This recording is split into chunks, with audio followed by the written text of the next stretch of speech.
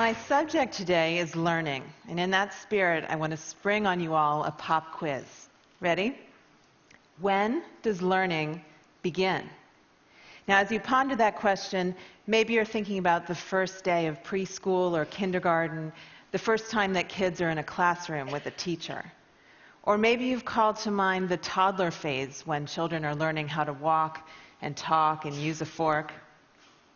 Maybe you've encountered the 0 to 3 movement, which asserts that the most important years for learning are the earliest ones. And so your answer to my question would be, learning begins at birth. Well, today I want to present to you an idea that may be surprising, that may even seem implausible, but which is supported by the latest evidence from psychology and biology.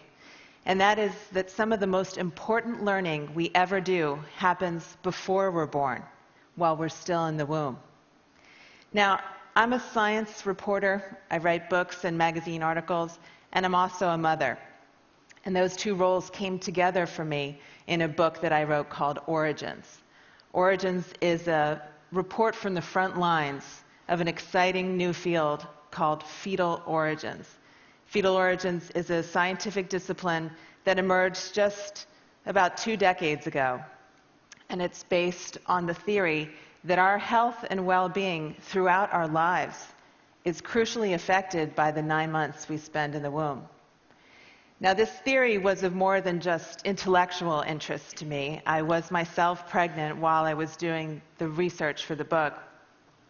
And one of the most fascinating insights I took from this work is that we're all learning about the world even before we enter it.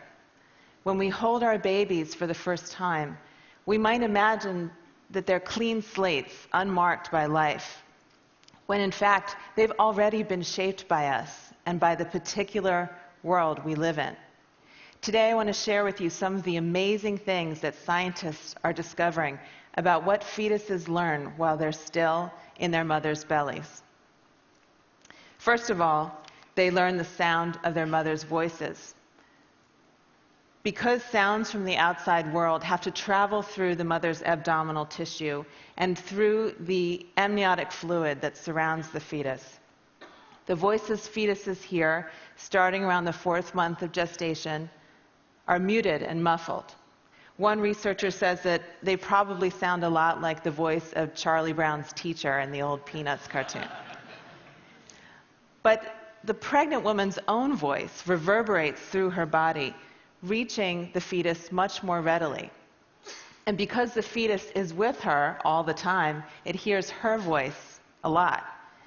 Once the baby's born, it recognizes her voice, and it prefers listening to her voice over anyone else's. How can we know this? Newborn babies can't do much, but one thing they're really good at is sucking. Researchers take advantage of this fact by rigging up 2 rubber nipples so that if a baby sucks on one, it hears a recording of its mother's voice on a pair of headphones, and if it sucks on the other nipple, it hears a recording of a female stranger's voice. Babies quickly show their preference by choosing the first one. Scientists also take advantage of the fact that babies will slow down their sucking when something interests them and resume their fast sucking when they get bored. This is how researchers discovered that after women repeatedly read aloud a section of Dr. Seuss's The Cat in the Hat while they were pregnant, their newborn babies recognized that passage when they heard it outside the womb. My favorite experiment of this kind is the one that showed that the babies of women who watched a certain soap opera every day during pregnancy recognized the theme song of that show once they were born. So fetuses are even learning about the particular language that's spoken in the world that they'll be born into. A study published last year found that from birth, from the moment of birth, babies cry in the accent of their mother's native language. French babies cries end on a rising note, while German babies end on a falling note, imitating the melodic contours of those languages. Now, why would this kind of fetal learning be useful? It may have evolved to aid the baby's survival. From the moment of birth, the baby responds most to the voice of the person who is most likely to care for it, its mother. It even makes its cries sound like the mother's language, which may further endear the baby to the mother, and which may give the baby a head start in the critical task of learning how to understand and speak its native language. But it's not just sounds that fetuses are learning about in utero, it's also tastes and smells. By 7 months of gestation, the fetus's taste buds are fully developed, and its olfactory receptors, which allow it to smell, are functioning. The flavors of the food a pregnant woman eats find their way into the amniotic fluid, which is continuously swallowed by the fetus. Babies seem to remember and prefer these tastes once they're out in the world. In one experiment, a group of pregnant women was asked to drink a lot of carrot juice during their 3rd trimester of pregnancy, while another group of women, pregnant women, drank only water. 6 months later, the women's infants were offered cereal mixed with carrot juice, and their facial expressions were observed while they ate it. The offspring of the carrot juice drinking women ate more carrot-flavored cereal, and from the looks of it, they seemed to enjoy it more. A sort of French version of this experiment was carried out in Dijon, France, where researchers found that mothers who consumed food and drink flavored with licorice-flavored anise during pregnancy showed a preference for anise on their 1st day of life, and again when they were tested later on their 4th day of life. Babies whose mothers did not eat anise during pregnancy showed a reaction that translated roughly as yuck. What this means is that fetuses are effectively being taught by their mothers about what is safe and good to eat. Fetuses are also being taught about the particular culture that they'll be joining through one of culture's most powerful expressions, which is food. They're being introduced to the characteristic flavors and spices of their culture's cuisine even before birth. Now, it turns out that fetuses are learning even bigger lessons. But before I get to that, I want to address something that you may be wondering about. The notion of fetal learning may conjure up for you attempts to enrich the fetus, like playing Mozart through headphones placed on a pregnant belly. But actually, the 9-month-long process of molding and shaping that goes on in the womb is a lot more visceral and consequential than that. Much of what a pregnant woman encounters in her daily life, the air she breathes, the food and drink she consumes, the chemicals she's exposed to, even the emotions she feels, are shared in some fashion with her fetus. They make up a mix of influences as individual and idiosyncratic as the woman herself. The fetus incorporates these offerings into its own body, makes them part of its flesh and blood. And often it does something more. It treats these maternal contributions as information, as what I like to call biological postcards from the world outside. So what a fetus is learning about in utero is not Mozart's magic flute, but answers to questions much more critical to its survival. Will it be born into a world of abundance or scarcity? Will it be safe and protected, or will it face constant dangers and threats? Will it live a long, fruitful life or a short, harried one? The pregnant woman's diet and stress level in particular provide important clues to prevailing conditions, like a finger lifted to the wind. The resulting tuning and tweaking of a fetus's brain and other organs are part of what give us humans our enormous flexibility, our ability to thrive in a huge variety of environments, from the country to the city, from the tundra to the desert. To conclude, I want to tell you 2 stories about how mothers teach their children about the world even before they're born. In the autumn of 1944, the darkest days of World War II, German troops blockaded Western Holland, turning away all shipments of food.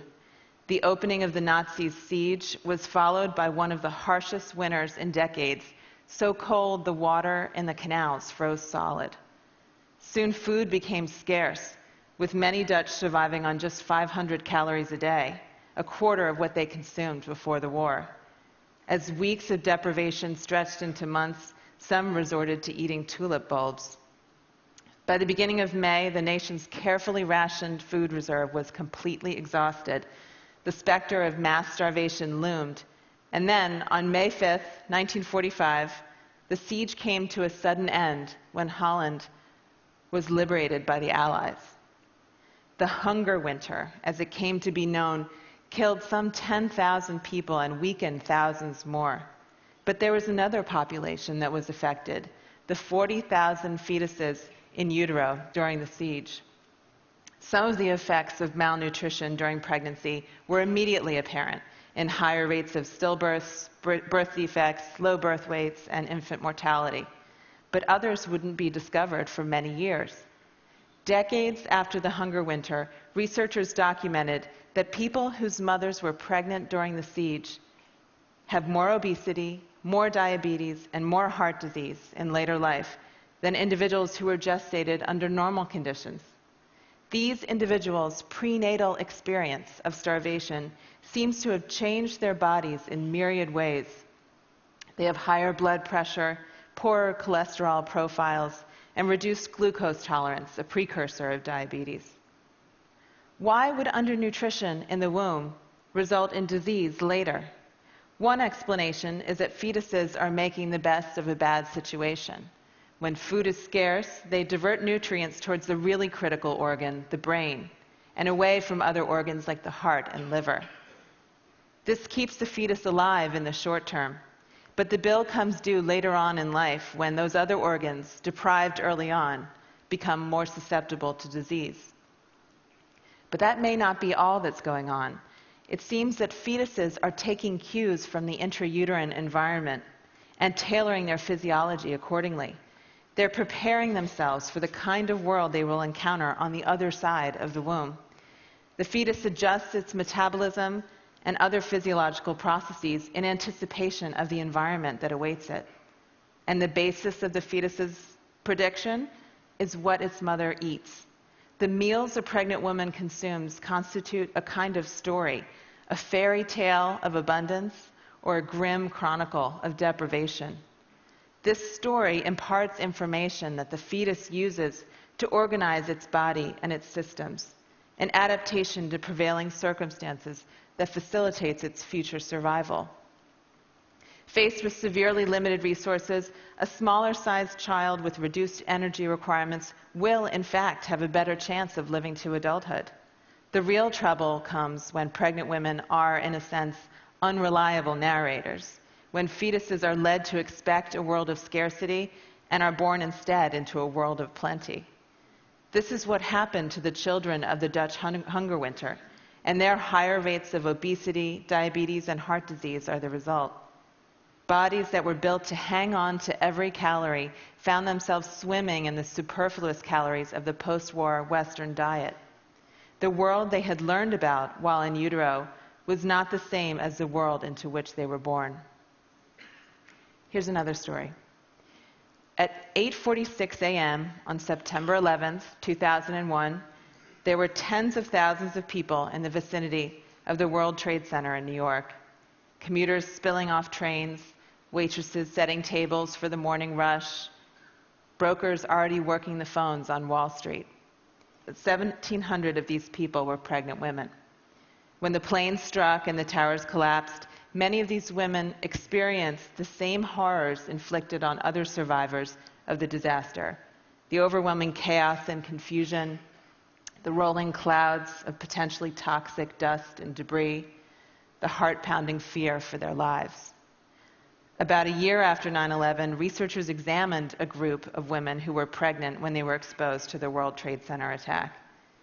In the babies of those women who developed post-traumatic stress syndrome, or PTSD, following their ordeal, researchers discovered a biological marker of susceptibility to PTSD, an effect that was most pronounced in infants whose mothers experienced the catastrophe in their third trimester.